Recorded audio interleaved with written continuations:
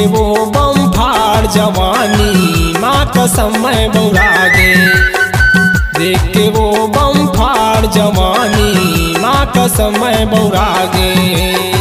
माँ कसम मैं बौरागे, माँ कसम मैं बौरागे, माँ कसम मैं बौरागे, माँ कसम मैं बौरागे। देख के वो तोरे चढ़ती जवानी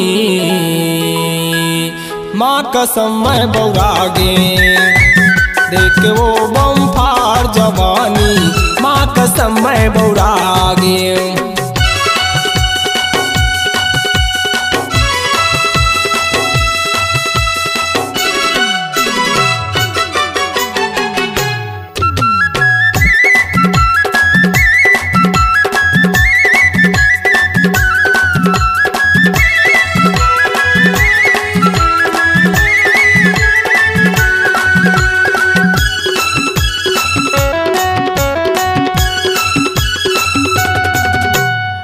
अमय सन के देराए हवै रे तुरी की चढ़ती जवानी रे। तुरी की चढ़ती जवानी रे संगी, तुरी की चढ़ती जवानी रे। जबले मैं तोला देखे हरानी लगे हवै मोला पानी वो। लगे हवै मोला पानी रे संगी, लगे हवै मोला पानी वो। माँ कसम मैं बौरागे, माँ कसम मैं बौरागे, माँ कसम मैं बौरागे, माँ कसम मैं बौरागे।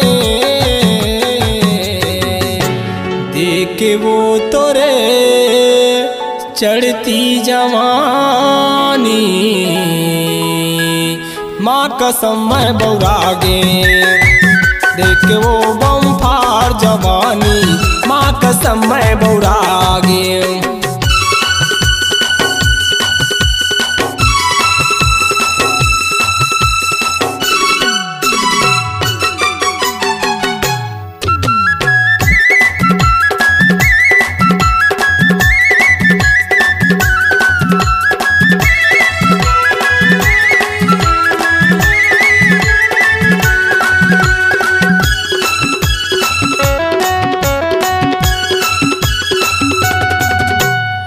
कामुनी कै मोला खवाए हो गए हाँ तोरे दीवाना वो। हो गए हाँ तोरे दीवाना रे संगी, हो गए हाँ तोरे दीवाना वो। नया पीड़ित के तय बांधे वो डोरी झनतय मोला भुला बे वो। झनतय मोला भुला बे वो गोरी, झनतय मोला भुला बे वो।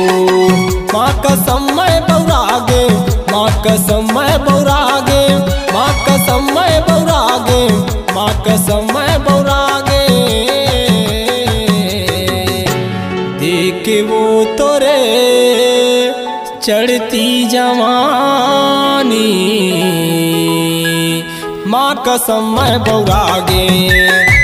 देख के वो बम फाड़ जवानी माँ कसम मैं बौरागे। माँ कसम मैं बौरागे, माँ कसम मैं बौरागे, माँ कसम मैं बौरागे, माँ कसम मैं बौरागे। देख के वो तोरे चढ़ती जवानी माँ कसम मैं बौरागे। देख के वो बम फाड़ जवानी माँ कसम मैं बौरागे।